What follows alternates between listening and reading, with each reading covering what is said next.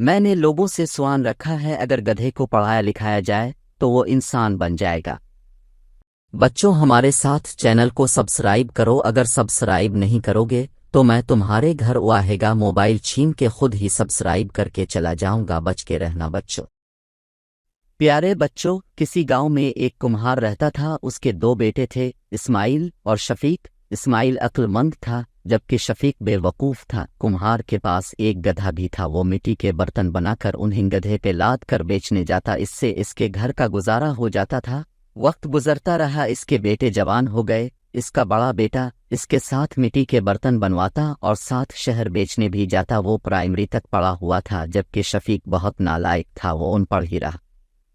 کمہار کی بیوی انتقال کر گئی تو اس کی بہن جو کہ شادی شدہ تھی، اس کا نام جیرو مائی تھا، وہ آ کر کھانا بنا کر ان کو دیتی۔ جیرو مائی نے اپنے بھائی کو مشورہ دیا کہ بھائی اب ان دونوں کی شادیاں کر دو تاکہ ان کو اپنی اپنی ذمہ داری کا ٹائم سے احساس پیدا ہو جائے۔ کمہار نے دونوں بیٹوں کی شادیاں کر دی۔ اب خرچے بڑھ گئے اور کمہار بھی بیمار رہنے لگا تو انہوں نے مٹی کے برتنوں کے ساتھ سموسے اور آلو والے نان کی ریڑھی بھی لگا لی۔ ان کا کاروبار کافی چمک گیا۔ کچھ عرصہ بعد کمہار کا انتقال ہو گیا اور گھر کی ساری ذمہ داری اسماعیل پر آ گئی، کیونکہ شفیق تو ٹک کر کام کرتا نہیں تھا۔ اسماعیل بال بچوں والا ہو گیا تو اس کی بیوی نے کہا ایسے کب تک گزارا ہوگا، شفیق کو کہہ دیں کام کرے، نہیں تو ہم یہاں سے دور چلے جاتے ہیں، اس کی عقل خود ہی ٹھکانے آ جائے گی۔ چنانچہ اسماعیل اپنے بچوں کے ساتھ اپنے سسرال چلا گیا اور محنت مزدوری کرنے لگا۔ ادھر شفیق کے پاس جو جمع پونجی تھی وہ ختم ہو رہی تھی، اس نے گھر کی چیزیں بیچنا شروع کر دی۔ ایک دن اس کی بیوی نے کہا ہمارے پاس تو کچھ بھی نہیں بچا سوائے اس گدھے کے، اور ہماری تو اولاد بھی نہیں جو ہمیں کما کر کھلائے، اب تو بھائی اسماعیل بھی نہیں۔ میں نے لوگوں سے سوال رکھا ہے، اگر گدھے کو پڑھایا لکھایا جائے تو وہ انسان بن جائے گا اور ہمارے بڑھاپے کا سہارا بن جائے گا۔ شفیق یہ سن کر بہت خوش ہوا، کہنے لگا اب تم نے عقل کی بات کی ہے، سیدھی میرے دل کو لگی ہے، میں آج ہی ماسٹر خالد صاحب کے پاس جاؤں گا، گدھے کو لے کر میں بھی آپ کے ساتھ جاؤں گی۔ اس کی بیوی بولی چل پھر گدھے کا بستہ تیار کر اور اسے اسکول چھوڑ کر آئیں۔ انہوں نے گدھے کے گلے میں کپڑے کا بستہ لٹکا دیا اور اسکول کی طرف چل پڑے۔ اس کی پھوپھو جی دوان کے پیچھے بھاگی کہ یہ گدھے کو اسکول کیوں لے جا رہے ہیں۔ دونوں بے وقوف، جو کوئی بھی ان کو دیکھ رہا سب ہنس رہے۔ جمیلہ اور نسیمہ جو لوگوں کے گھروں میں کام کرتی تھیں، محنت کش عورتیں تھی، وہ بھی گدھے کے گلے میں لٹکتا بستہ دیکھ کر کھلا کر ہنس دے۔ دونوں میاں بیوی گدھے کو لے کر سکول کے گیٹ پر پہنچ گئے۔ گدھا آگے اتنے بچے دیکھ کر سکول کے گیٹ پر راک گیا۔ دونوں میاں بیوی اس کو دھکیل کر اندر لے آئے۔ بچوں نے گدھے کے گلے میں بستہ دیکھا تو ہنس ہنس کر لوٹ پوٹ ہو گئے۔ پھر وہ ماسٹر خالد کے پاس پہنچ گئے۔ ماسٹر خالد بولے ہاں بھائی شفیق کیسے آنا ہوا؟ شفیق بولا ماسٹر صاحب آپ ہمارے گدھے کو پڑھا لکھا کر انسان بنا دے تاکہ یہ بڑھاپے میں ہمارا سہارا بن سکے۔ ماسٹر خالد صاحب ہوشیار آدمی تھے اور ان دونوں بیوقوفوں کو اچھی طرح جانتے تھے۔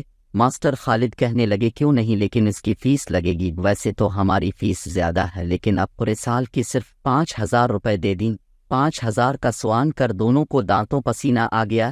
ماسٹر صاحب نے کہا کوئی جلدی نہیں، 1-2 دن تک دے جانا۔ پھر وہ دونوں گدھے کو وہیں چھوڑ کر گھر آ گئے۔ ان کے پاس اتنی بڑی رقم نہیں تھی، انہوں نے اپنی ریڑھی بیچ کر ماسٹر صاحب کو فیس ادا کر دی اور پھر خوشی خوشی گھر آ گئے۔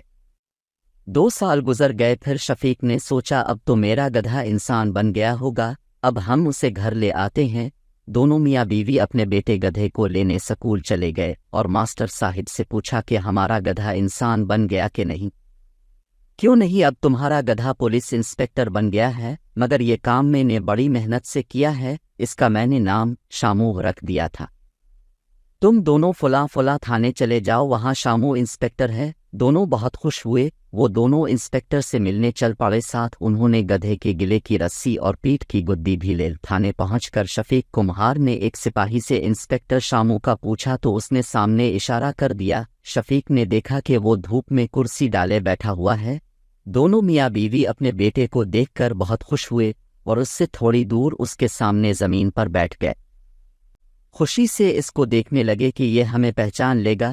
انسپکٹر نے ان کی طرف ایک نگاہ دیکھا اور دوسری طرف نظر پھیر لی۔ پھر اس نے دوبارہ دیکھا تو شفیق گدھے کی رسی نکال کر اس کے سامنے لہرانے لگا۔ اس کی بیوی نے گدھے کی پیٹھ کی گدی نکالی اور وہ بھی لہرانے لگی کہ شاید اس طرح ان کا گدھا بیٹا ان کو پہچان لے۔ انسپکٹر شامو پریشان ہو کر سوچنے لگا کہ یہ دونوں پاگلوں کی طرح حرکتیں کیوں کر رہے ہیں۔ اس نے ان دونوں کو اپنے پاس بلایا، پھر پوچھا کہ کیا بات ہے، تم دونوں یہ حرکتیں کیوں کر رہے؟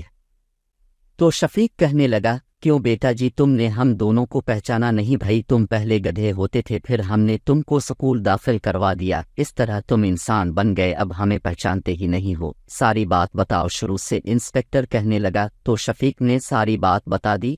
انسپکٹر کہنے لگا، تم مجھے ماسٹر خالد کے پاس لے چلو۔ تو شفیق اور اس کی بیوی اس کو ماسٹر خالد کے پاس لے آئے۔